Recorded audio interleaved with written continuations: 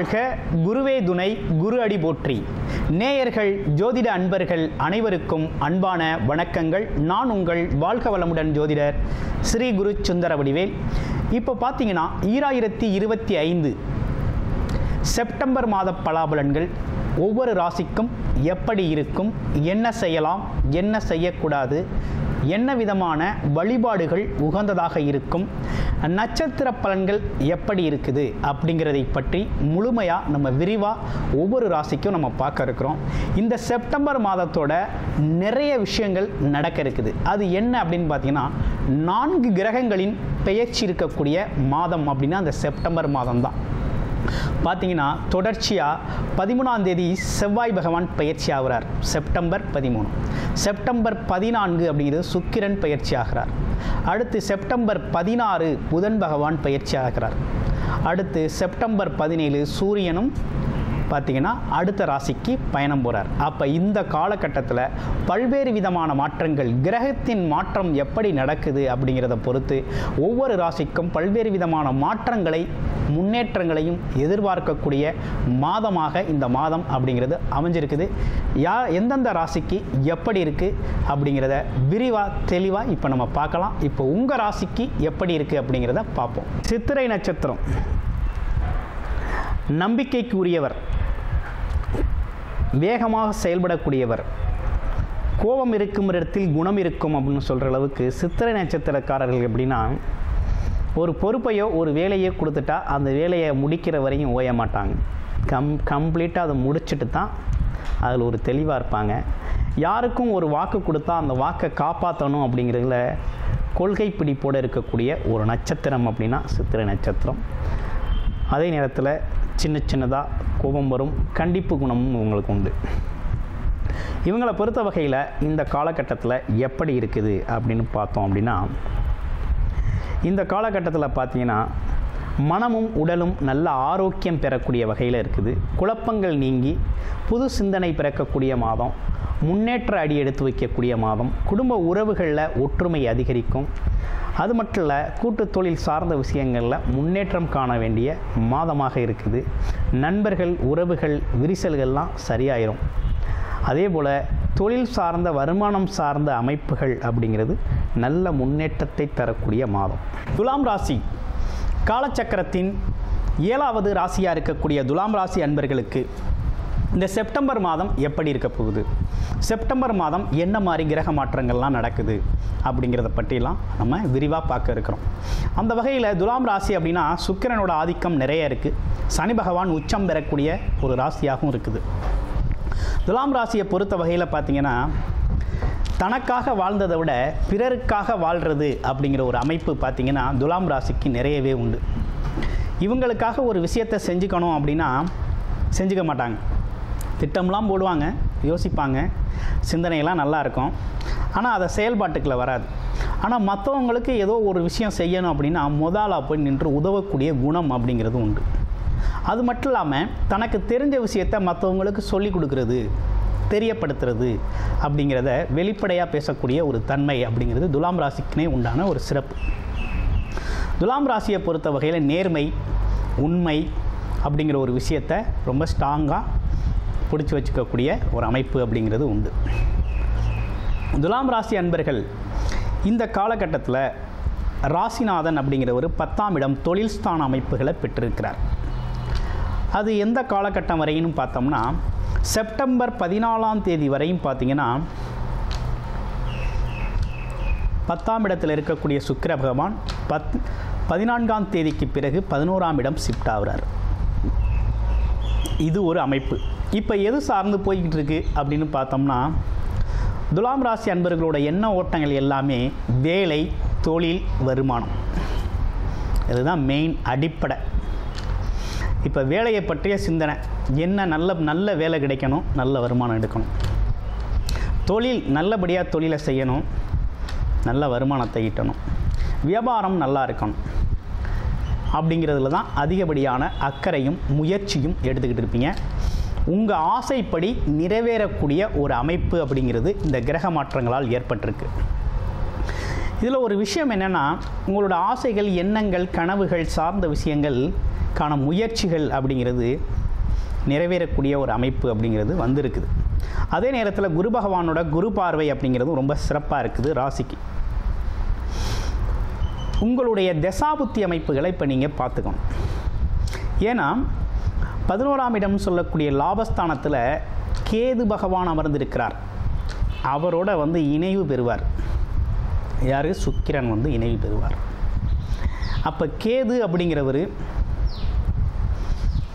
உங்களுடைய பிறப்பு ஜாதகத்தில் கேது தசையோ கேது புத்தியோ நடக்குதா அப்படிங்கிறத பார்த்துக்கணும். ஏன்னா 11ஆம் இடங்கிறது ஆசைகள், எண்ணங்கள், கனவுகள், நீண்ட நெடுநாள் முயற்சி செஞ்ச விஷயங்கள், எதிர்பாராத மாற்றங்கள், திருப்பங்கள் நடக்கக்கூடிய ஒரு இடம், ஒரு அமைப்பு, லாபம் கிடைக்கக்கூடிய அமைப்பு. ஒன்லி லாபஸ்தானம். லாபஸ்தானத்தில் கேது பகவான் அமர்ந்து ராசிநாதன் அங்கே போய் அமர்றாரு அப்படின்னா என்ன ஆகும்? கொஞ்சம் உழைப்புக்கான ஊதியம், அந்தஸ்து, கௌரவம், ஆசைகள், எண்ணங்கள் நிறைவேறுறதில் கொஞ்சம் தடை தாமதங்களை ஏற்படுத்தக்கூடிய ஒரு அமைப்பு அப்படிங்கிறது இருக்குது. அதே 11ஆம் அதிபதியும் ஆட்சி பெற்று இருக்கக்கூடிய அமைப்பு அப்படிங்கிறது அதே காலகட்டத்தில் இருக்குது. அப்போ என்னென்னா, கொஞ்சம் கவனமாக செயல்படணும். எப்போ அப்படின்னு பார்க்கணும். செப்டம்பர் மாதம் 14ஆம் தேதிக்கு பிறகு கொஞ்சம் கவனம், அவேர்னஸ் எடுத்துக்கணும், கூடுதல் கவனம் எடுத்துக்கணும். ஏன்னா கேது பகவான் லாபஸ்தானத்தில் இருக்கிறதுனால எடுத்துக்கணும். ஏன்னா சின்ன தடங்கல்கள் வரக்கூடிய ஒரு அமைப்பு இருக்குது. பெண்கள் சம்மந்தப்பட்ட விஷயத்தில் கொஞ்சம் கவனமாக இருக்கணும். பணங்காசு கொடுக்கல் வாங்குகிற விஷயத்தில் கவனமாக இருக்கணும். அதே போல் நீங்கள் எதிர்பார்த்தது ஒன்று நடக்கிறது ஒன்றாக சில நேரங்களில் மாற்றங்களை ஏற்படுத்தும். இந்த கேது பகவானோட இணைவு ஏற்படுறதுனால இந்த விஷயங்கள் நடக்கும். அப்போ கொஞ்சம் கவனமாகத்தான் இந்த காலகட்டத்தை கையாளணும். எப்போ? செப்டம்பர் 14ஆம் தேதிக்கு பிறகு. அதுவரையும் தொழில் முயற்சிகள், வேலை முயற்சிகள் எல்லாமே நீங்கள் எதிர்பார்த்த மாதிரி நல்லபடியாக போய்கிட்டு இருக்கோம். அந்த காலகட்டத்தில் கொஞ்சம் கூடுதல் கவனம் எடுத்துக்கோங்க. மற்றபடி லாபம் அப்படிங்கிறது, உங்களுக்கான லாபம் அப்படிங்கிறது, தடை அப்படிங்கிறது உங்களோட பிறப்பு ஜாதகத்தில் நல்லா இருக்குது அப்படின்னா எந்த வித விஷயமும் இல்லை, துணிஞ்சு நீங்கள் செயல்படக்கூடிய அமைப்பு இருக்குது. என்ன ஆனாலும் குரு பகவானின் குரு பார்வை அம்சமாக இருக்குது. அதனால் இந்த காலகட்டம் நீங்கள் பயன்படுத்திக்க வேண்டிய காலகட்டம் தான். ஓகேங்களா? சின்ன தடைகள், தாமதங்களை பார்த்து பின்னோக்கி போகாமல் கொஞ்சம் முன்னோக்கி போய் உங்களோட வேலை, தொழில், வருமானம் சார்ந்த விஷயத்தில் ஒரு முன்னேற்றத்தை அடையக்கூடிய காலகட்டம் இது.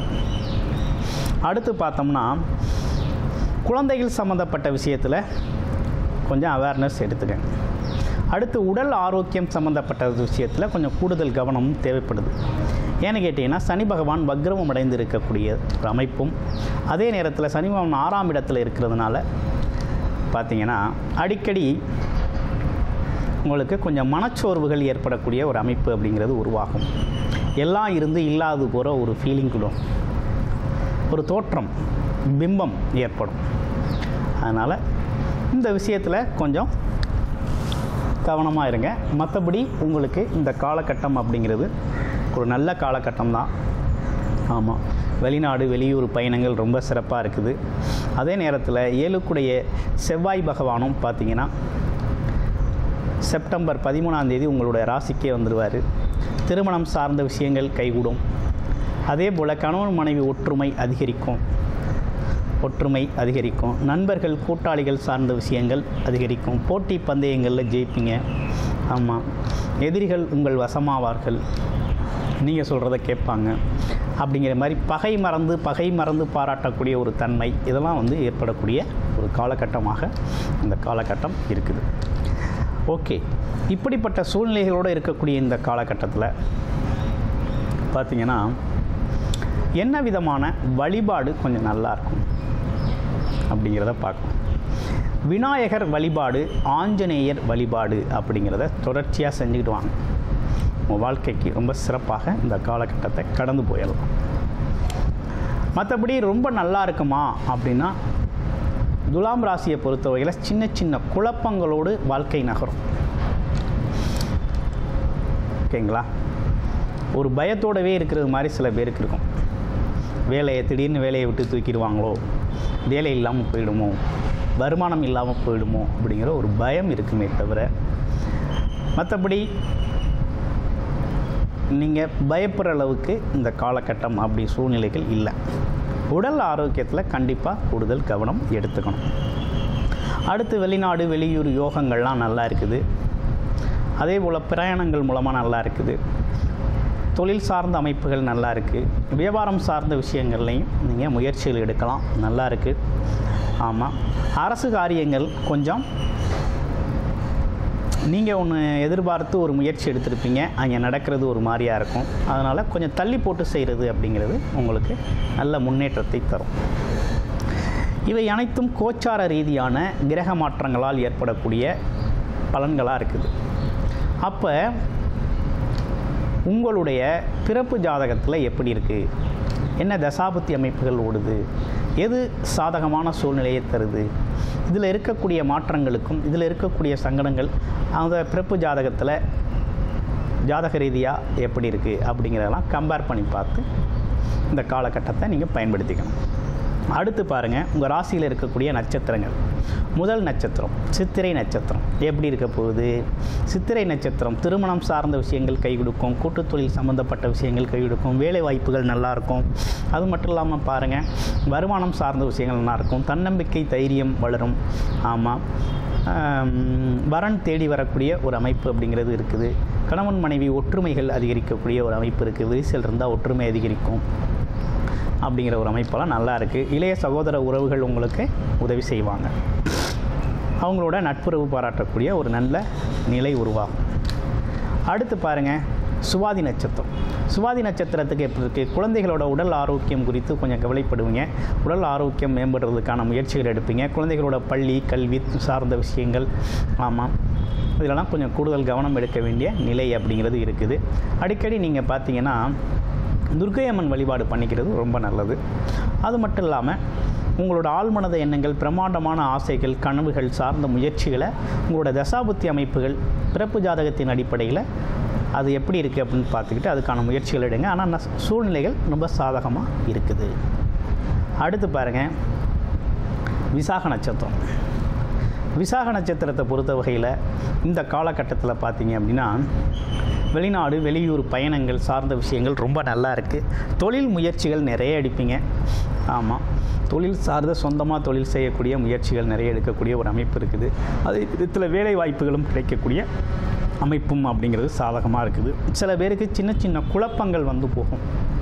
ஆமாம், இந்த குழப்பங்கள் வந்து போகும். குடும்பம் சார்ந்த விஷயங்களில் சின்ன சின்ன தடுமாற்றங்களும் குழப்பங்களும், குழந்தைகள் சம்மந்தப்பட்ட விஷயத்தில் சின்ன சின்ன குழப்பங்களும் தடுமாற்றங்களும் இருக்கும். இது ரொம்ப நாளைக்கு இருக்கக்கூடிய அமைப்பு இல்லை. இது பார்த்திங்கனாக்க வர செப்டம்பர் 14ஆம் தேதிக்கு பிறகு நல்ல மாற்றம் ஏற்படும். அதனால் வருமானம் சார்ந்த விஷயமும் நல்லா இருக்க போகுது. குடும்பமும் சுபிட்சமாக இருக்கக்கூடிய நல்ல அமைப்பு அப்படிங்கிறது உருவாயிருக்கு. ஆமாம், இப்படிப்பட்ட விஷயங்களோடு இந்த செப்டம்பர் மாதம் அப்படிங்கிறது துலாம் ராசிக்கு அமைஞ்சிருக்கு. நன்றி, வணக்கம், வாழ்த்துக்கள்.